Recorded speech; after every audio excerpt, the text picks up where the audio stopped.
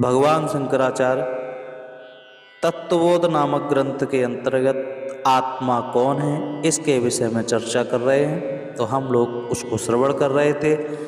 तो आत्मा के विषय में भगवान शंकराचार्य कहते हैं सच्चिदानंद स्वरूप आत्मा, जो सत चित आनंद स्वरूप है वह आत्मा है। तो सत क्या है? तो कहते हैं कालत्रयेपि तिष्ठतीति सत, जो तीनों कालों में समान एक रस रहे वह सत है। सत का अर्थ है जो भूत भविष्य व वर्तमान तीनों कालों में समान रूप से एक रस रहे, जिसका न जन्म हो न मृत्यु, जिसकी न वृद्धि हो न क्षय, जो न घटता हो न बढ़ता हो, जिसका न रूप परिवर्तित होता हो न जिसमें विकार पैदा होता हो, जो पूर्ण है, सृष्टि का निर्माण करके भी जिसकी पूर्णता में कोई कमी नहीं आती है, ऐसे तत्व को हम सत कहते हैं। अन्य सभी मिथ्या है, इनका कोई स्थायित्व नहीं है, इसलिए शरीर में एकमात्र आत्मा ही सत है। अब चर्चा कर रहे हैं चित क्या है। तो कह रहे हैं ज्ञान स्वरूप चित, ज्ञान स्वरूप ही चित है। इस संपूर्ण सृष्टि में केवल एक मात्र चेतन तत्व ही ऐसा है जो ज्ञान स्वरूप है, उसी से सब जाने जाते हैं। जड़ प्रकृति में ज्ञान नहीं होता है, वह किसी को जानने वाली नहीं हो सकती है। देखना, जानना, अनुभव करना आदि कार्य कोई चेतन तत्व ही कर सकता है। इस शरीर में उसी चेतन तत्व को आत्मा कहा जाता है।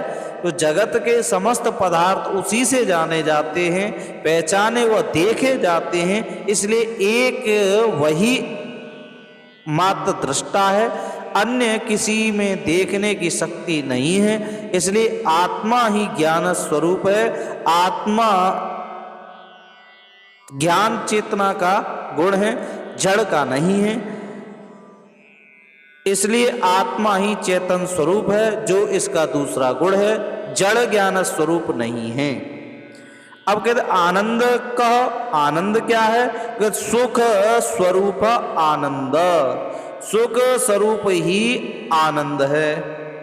इस सृष्टि में आत्मा ही एकमात्र शुद्ध निर्विकार चैतन्य सत एवं आनंद तत्व है, यही ज्ञान स्वरूप है।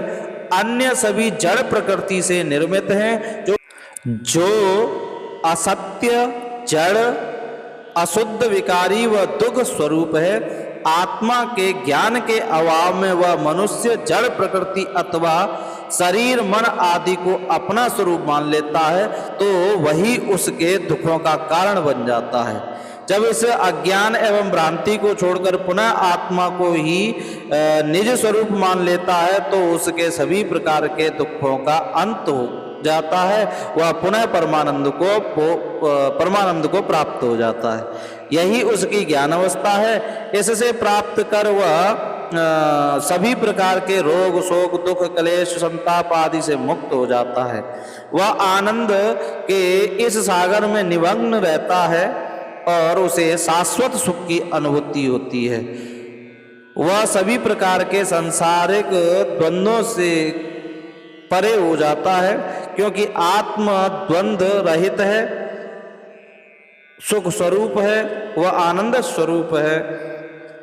जब तक मनुष्य प्रकृति को अपना स्वरूप मानता रहेगा, तब तक वह कभी भी दुखों से मुक्त नहीं हो सकता। इसलिए आत्मज्ञान ही परम सुख का एकमात्र उपाय है। इसलिए आत्मज्ञान हमें करने के लिए प्रयत्नशील रहना चाहिए।